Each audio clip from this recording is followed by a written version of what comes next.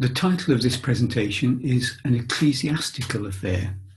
It concerns events that took place in the industrial village of Pensnett on the western edge of the Black Country in 1870. I came across these events as I was doing some historical research on the area, which is where I was born and brought up. It's a story that's both sweet and sad, sordid in places, silly in places, but I hope it will be of some interest to all who are listening. It actually forms part of the ebook that I've written called Kingswinford Manor and Parish, New Chapters from the History of Kingswinford, Staffordshire. And I'll say a little more about where you can get that ebook at the end of this presentation. As I said, Pensnett is in the western edge of the Black Country, southwest of Dudley. It's essentially an ecclesiastical creation of the 1840s that was set up to serve the spiritual needs of a growing industrial population. In 1870, it was crisscrossed by a number of canals, a number of railway concerns of different types. Indeed, it's quite famous as the place where the engine, the Agenoria, ran for its 50-year life that can now be seen in the Science Museum at York, the Railway Museum at York. There were many coal mines in the area, shown there by the black circles, and these were served, of course, by the railways and canals, and the coal from them was used in the local industrial concerns, very typical of the Black Country in that regard. In 1882, a little later than we're thinking about, but there were a number of major ironworks in the area. Perhaps the largest was the Earl of Dudley's Round Oak Works, just to the east of Pensnett. There were a large number of brickworks in the area too, taking advantage of the extensive clay reserves. And there was the inevitable industrial waste. In 1882, there were a huge number of disused pits around the area of Pensnett. And scattered between all these industrial concerns, there was significant residential housing. In many ways, it was quite an extraordinary landscape. But as industry developed in the area, so too did the normal society develop. There were a huge number of public houses in the area that served functions of meeting places, places where various organisations met, including early friendly societies. There were a couple of schools in the area, the National School and the British School, and we'll be hearing a little more about these later in the talk. The National School and the British School both moved site during the course of the 1870s and 1880s, and both, in fact, still exist in one form or another, either as St Mark's Church of England School or as Bromley and Pensnett School. And there we have a picture of St Mark's. In many ways, the systems used in these two schools were very, very similar. They were the pupil-teacher system with a master and a mistress and a lot of pupil teachers, teenagers who taught the younger children. The National School used the Bell system of education. The British School used the Lancaster system of education. They were very similar to the outside observer and almost indistinguishable, yet there was very considerable animosity between the two setups, largely because the national schools were the child of the Anglican Church, the established church. The British schools tended to be favoured by the nonconformists, and indeed in Pensnett that situation prevailed, and the British school was actually, in the first instance, in the schoolroom of St James Methodist Church, which we'll talk about briefly in a moment. The place, Pensnett, had a number of nonconformist chapels of all sorts and branches of Methodism. As I said, the one that enters into this story is the St James Methodist New Connection Church, and we can see a picture of it there. There were two Anglican places of worship, the major place at St. Mark's Church, and there was also a smaller mission church. And it's with St. Mark's Church that this talk is primarily concerned. St. Mark's Church was built in 1849 on land donated by the Earl of Dudley, or who was to be the Earl of Dudley, William Ward, shown there both in a proper photograph and in caricature. It was built on top of a hill in Pensnett, Barrow Hill, and the gift wasn't perhaps all it could have been, because the land underneath the church was undermined by extensive mining, which caused problems later. It was a grand church, indeed it still is a grand church, and the commentators of the day suggested that it was really rather too grand for the sorts of person who might be expected to worship there. As with every church, it had vicars. They were called perpetual curates in those days. The first was Francis Fowke, who was vicar from 1849 to 1856. Then Richard Flint Brown Winslow, who was vicar from 56 to 58. Richard Winslow actually was the only vicar of Pensnett to have died in office. Neither of those two really concern us.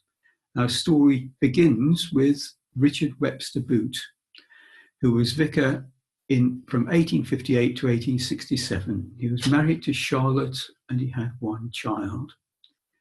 He was trained at St. Bees Theological College in Cumbria, on the coast of Cumbria. In 1861, he appointed himself a curate, one William Henry Hyde. And we read in the local press that William Hyde was charged with the indecent assault of a choir boy, and most of the evidence was not fit for publication. We meet William Henry Hyde in later censuses as a clergyman without a living, so presumably he was acquitted in some way. He doesn't really enter into our story except for setting the tone to some degree for what was to follow. The next scandal concerned the vicar himself. In 1867, Charlotte Booth charged her husband with adultery with Eliza Brinton, and she petitioned for divorce. Eliza was a nursemaid at the parsonage from 1863, when she was aged about 13 or 14. When Booth left Pensnett, she also left the parsonage and accompanied him on trips around Britain and indeed in Europe. They passed as father and daughter, allegedly sharing the same room in hotels, and on one occasion in Havre, we see a picture there, the same bed. Affectionate letters were produced between the two of them during the trial for adultery. Eliza Brinton herself gave evidence and claimed that no impropriety had taken place.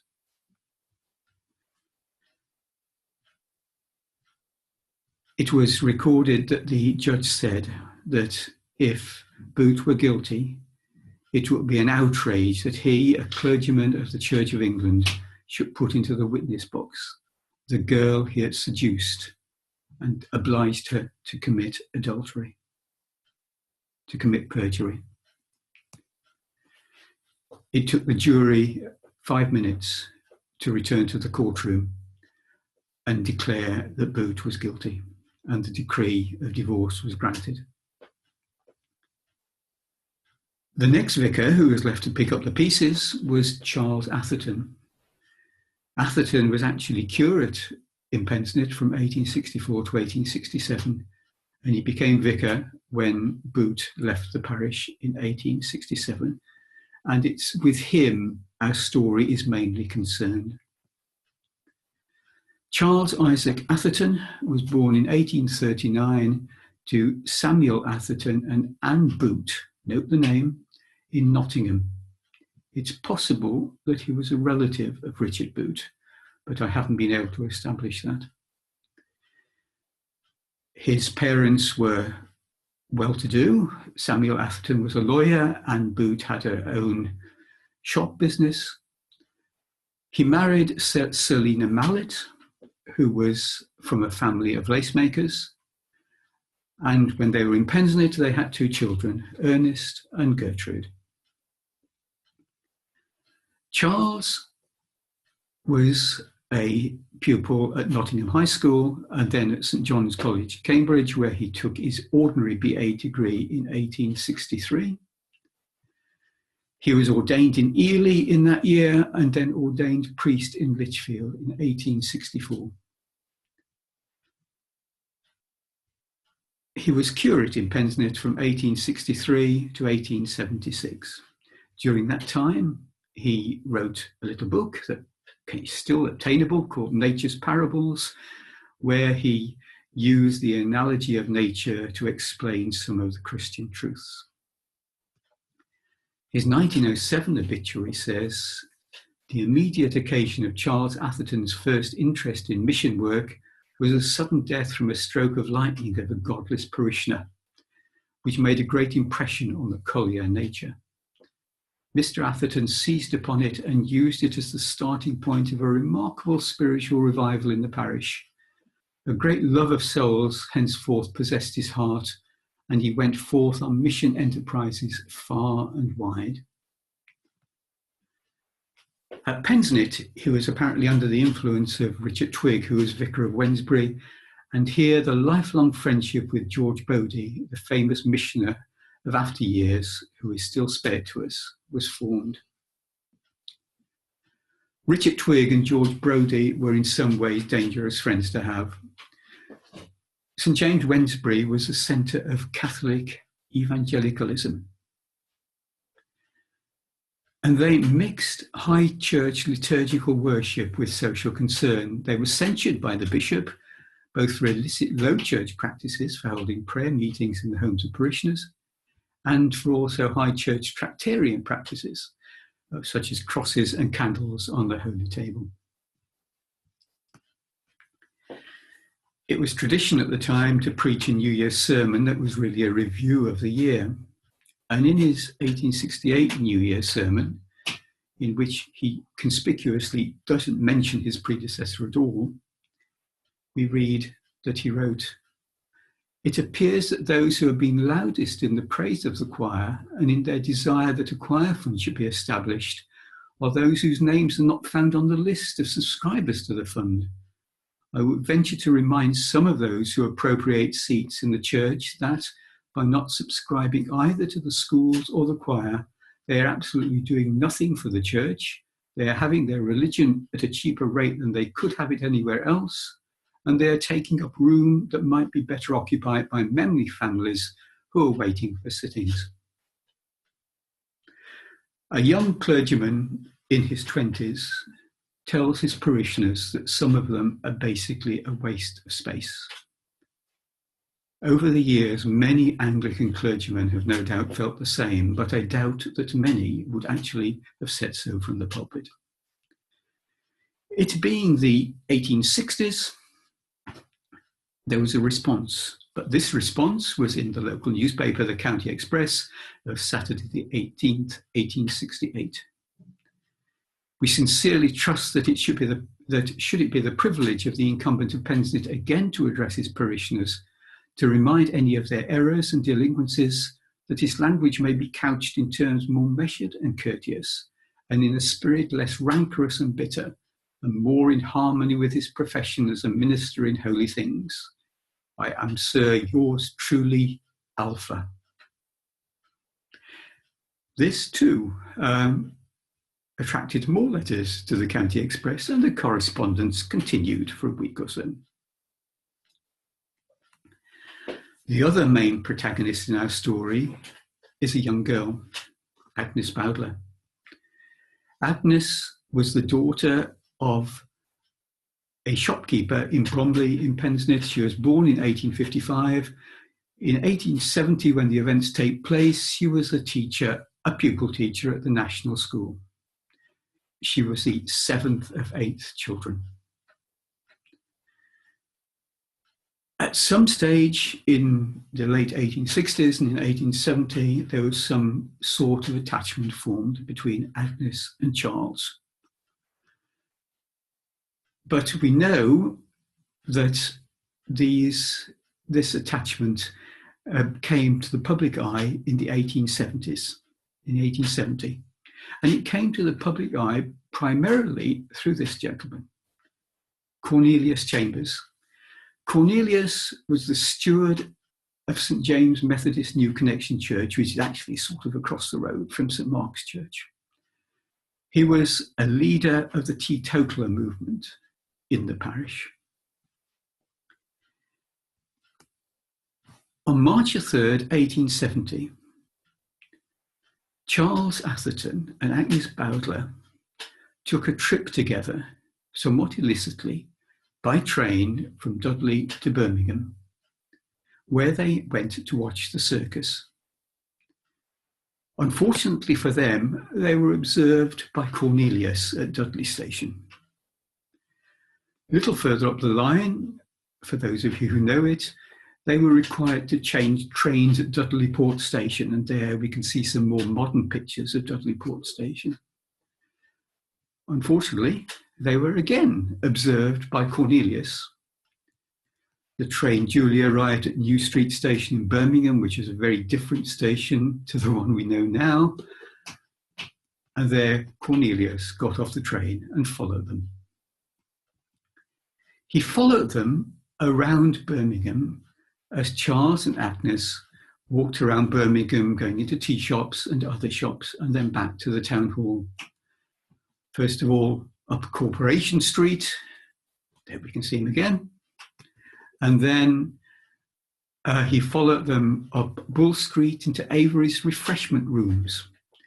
And here we read that he had to hide in shop doorways to avoid being seen. He then watched them going to a jeweller's shop, following closely behind them, and saw Charles buy Agnes a necklace. He followed them back to the town hall, where he left them while Charles and Agnes watched the circus. Back in Pensnett, all was not well. Chambers reported his observations to Benjamin Wood, the People's Warden of St. Mark's, who was his next-door neighbour.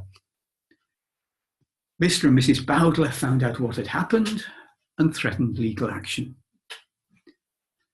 Atherton wrote to the father on March 14th, apologising for his actions, for denying them when first confronted, and for having caused him uneasiness. That letter was made public, and Atherton then wrote to the bishop, setting out the facts. The bishop was actually quite a famous bishop, the Bishop of Lichfield, Bishop Selwyn, the first missionary bishop of New Zealand. Two photos there from 1855 and 1875 showing what being a bishop does to you. Bishop Selwyn instituted a church warden's inquiry, which of course involved Benjamin Wood, the People's Warden. And the conclusion was that Atherton was not unworthy of the confidence of the parishioners. This was unsurprisingly felt to be something of a whitewash, and it didn't end there. A more formal inquiry was instituted with some senior clergy in the parish from Wolverhampton, Dudley and Coventry under the Clergy Discipline Act. This inquiry took place in Lichfield, so everyone got on a train at Dudley again and went to the station at Lichfield and thence to the Bishop's Palace in the Close at Lichfield. And it was quite an intimidating affair. There were a lot of folk there from the parish, including Cornelius Chambers, Benjamin Wood, Agnes Bowdler and her parents, and the proceedings lasted till about 10 o'clock in the evening. The commission came to the view that though Atherton had acted extremely unwisely, no impropriety had been committed. And the bishop took the view that Atherton should take a break from the parish for a 6-month period and strongly advised him to do so in a letter of May the 27th. But there's another twist to the story. After the event took place, a number of anonymous letters started circulating in the village. The first of these, in April 1870, was entitled "By Their Works Ye Shall Know Them," and they can still be found in the Dudley archives. And this posed a number of questions.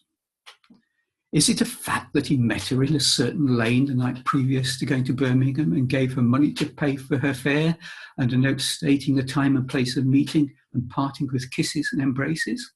Yes. Is it a fact that he bought a necklace for her and declared he did not care what he did for those he loved? Yes. Is it a fact they rode together in a cab from the station and that she was to thank him for giving her this ride down so that the cabman might not think anything wrong? Yes. And this is the man who occupies our pulpit. This is the man who takes upon himself the responsibility for ministering to the wants of people. This is the man from whom we might have expected more independence, more straightforwardness, and to have been actuated by motives less selfish, hold up before the people as their pattern in all good things. No doubt these few facts will be denied as previous facts have been in this scandalous affair before, but still they remain facts which cannot be denied. Some of the anonymous letters were in the form of ballads, like this one that we see here, set to well-known music hall tunes. This one has got 8 verses. There was one indeed with 30 verses. And there are a couple of the verses in this particular ballad. And I'll let you have a look at those. They mention both our parson, the model, the ladies all saying, "A beautiful model is he." They also mention someone called Poor Buttons. And Buttons is clearly the name that the writer gave to Benjamin Wood, the church warden, who he regards as guilty as Atherton himself. And perhaps the most telling phrase is that final refrain. And oh dear, oh, don't all of us know, this parson's religion is nothing but show. These letters didn't stop when Atherton left the parish, but continued when he returned in September. And they continued to come throughout October and November in the form of anonymous letters that were nominally in the form of sermon notices on morality, virtue, truthfulness, harvest, character, charity, and faith. They are very peculiar documents, and you feel as if you're entering the mind of a very odd person indeed when you read them. There are references to Richard Boot and Eliza Brinton, references to necklaces and silver garters, the accusation that Benjamin Wood, Buttons, bought silver garters for Selina Atherton. There are accusations of sexual touching of young ladies whilst decorating church or in the ladies' Bible class. There are scurrilous names given to church members. Agnes is identifiable as someone called Flowing Hair. There's the accusation that Atherton left bills to local shopkeepers unpaid, and several references to leg tickling matches with church members, male and female, as horses and jockeys. And I'll let you imagine what that might be about. One particular letter was chosen by Atherton and indeed the bishop to take liable action against, the sermon on charity. And this particular letter, I think, was chosen because it contains very few references to female members of the parish, who must have been feeling particularly hurt by some of the references in the letters. And if we read some of it, "My dear parishioners, on Sunday next I shall deliver an address on charity. Since my return among you, I have done all the good I possibly could for those who would uphold me in my damnable and lustful practices. We all recollect the fun and stir a short time ago about Mr. Button's daughter being christened, and the admirable repast that was provided at his house for a few friends. The wines were excellent and soon began to tell on the company. Our holy vicar proposed the health of one and another till he was quite done up. This following was the last he tried at. This is the happiest moment of my life, hic. My curates attend to the church, hic. My wife attends to the curate, hic. and I propose by excellent friend's health, Mr. Cooper, hic, and down he tumbled into his chair, the holy man of God quite drunk and incapable of taking care of himself. An offertory as usual for necklace and silver-buckled partners. Vicar, St. Mark's. The libel case was brought against a stocktaker and the publican at the Lion Inn, John Candlin, for circulating the letter. Full accounts appeared in the local and national press, which contained details of all the earlier events. It was actually adjourned from the local magistrates' court in Brierley Hill because of the size of the crowd, and was finally heard on December the 14th and 23rd in 1870 at Wolverhampton Magistrates' Court, where a very considerable number of people from Pensnett still travelled. The witnesses established that the letter circulated in a number of pubs in early November, in particular the pub called the Swan, and the magistrate accepted that a libel had been committed. Nonetheless, it was settled before parties before further trial, in the hope that the taking of this action would stop the anonymous letters. In that, they weren't wholly successful. Even while the trial was underway, this appeared, the Pensnett Review of 1870, that contained a particularly vicious statement. Why this man got all the evidence which is adduced against the Reverend Boot, and after it was arranged for the curate to be placed there, and the parishioners paid what was owing to them, this treacherous wretch reaped up all the evidence he could get and forced the matter into the divorce court. And why did he do this? Simply because he wanted the living and did not care a fig, neither for the feelings of his friends nor the interest of his parishioners, so he might have it. And now this cowardly poltroon goes skulking about at night, disguised for fear the dear parishioner should recognise him. And if it should so happen that circumstances compel him to come in the daytime, he goes about like a convicted felon. Surely judgment has come to this man in this world for his hellish actions towards his friends. And perhaps a relation, as I said. Not a nice letter at all. The letters eventually petered out in April 1871, and we're left with the question, who wrote them? Alpha? Maybe. A church member? Quite possibly, because the letters betray quite a detailed knowledge of Anglican practice. Someone from the Methodist Church appalled at the fact that Atherton drank alcohol. Maybe Cornelius Chambers. Who knows? It's not knowable at this stage. Interesting to speculate, though. So, the aftermath. What happened to our main protagonists? Well, the census record in 1871, April the 4th, tell us that Charles was at the vicarage with his son and daughter, his mother and his father, but not Selina. Selina was at the house of her sister, Henrietta Baldwin, in Carrington in Nottingham. Was this connected with all that had gone on, or simply a visit in early April? It's hard to know. As regards Agnes, she certainly wasn't at her home address. The 1871 census for Stourbridge for her uncle contains the name Annie Bowdler, 17 niece, who is not mentioned in any other census as far as I can see. So that's quite possibly her. But there's another possibility. In the little family tree at the top, I show Benjamin Wood, Buttons, in the letters, who was married to Eliza Bryce. She was the daughter of the former parish clerk, but more importantly, she was the daughter of the schoolmistress at the national school, who would be in some ways her boss. And it's quite possible, I think, that the Bryces arranged for Agnes to be quietly sent away from the parish.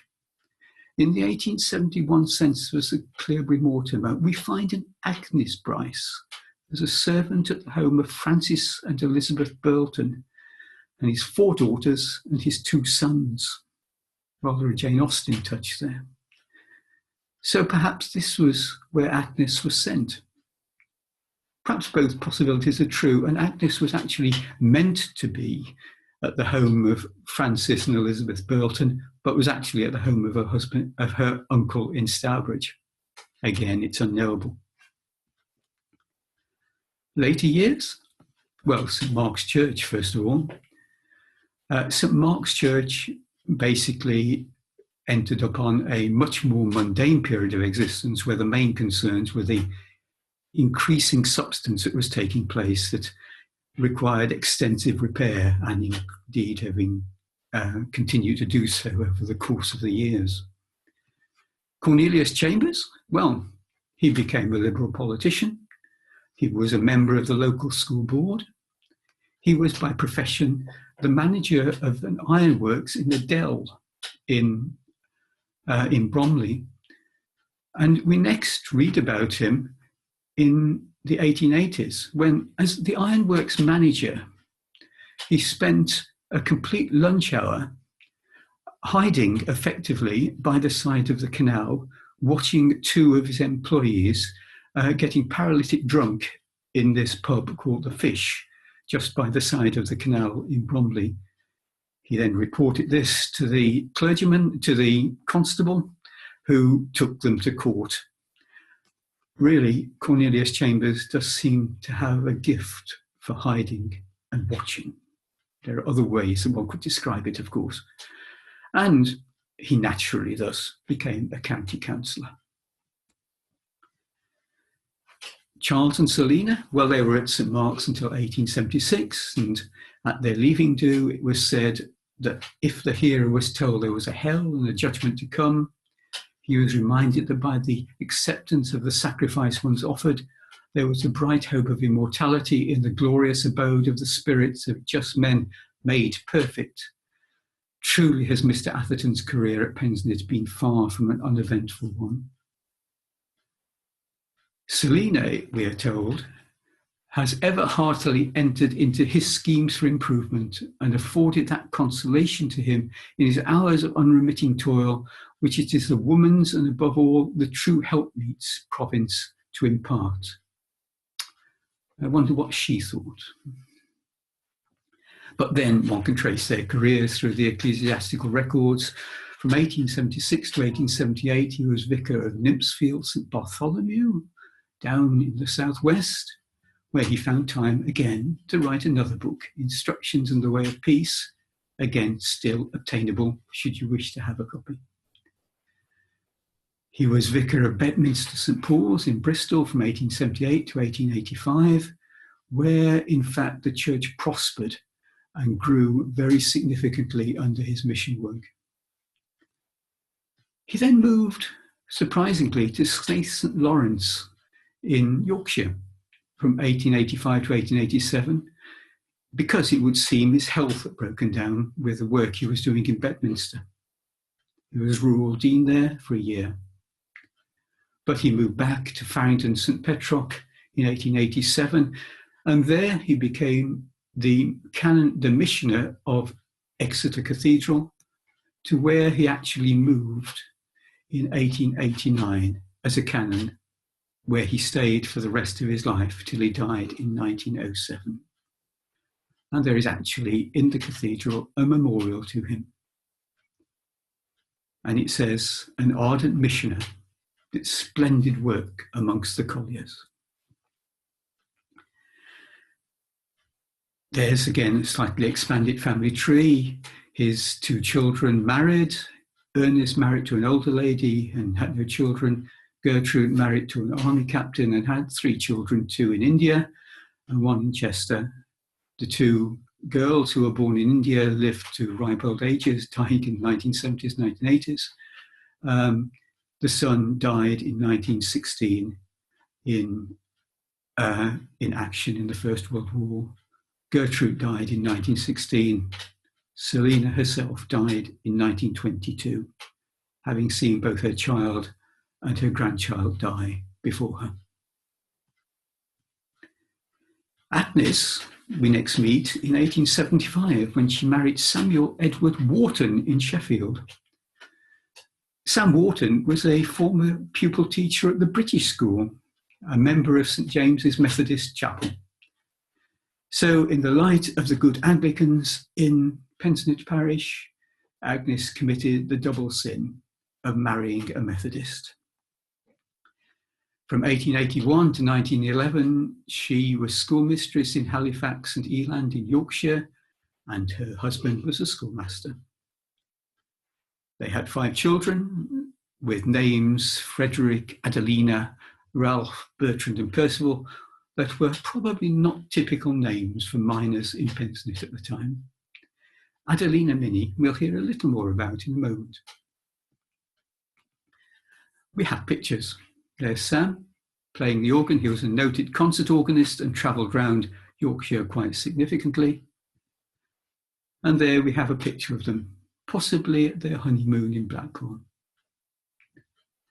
But one other point.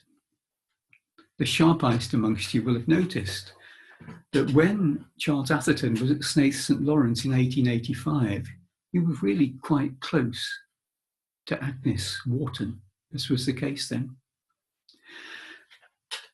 And the family, the descendants of Agnes and Sam, actually say that Minnie, Adelina, reported that Agnes had a couple of gold rings and a diamond pendant that had been given her to by one Uncle Charlie, so that she would have something to fall back on if she ever needed money. As far as one can tell, there is no Uncle Charlie in the family. So we're left with questions. Who wrote the anonymous letters? How and where did Agnes and Edward meet to be married in Sheffield in 1875? Did Francis Burlton ever find husbands for his 4 daughters?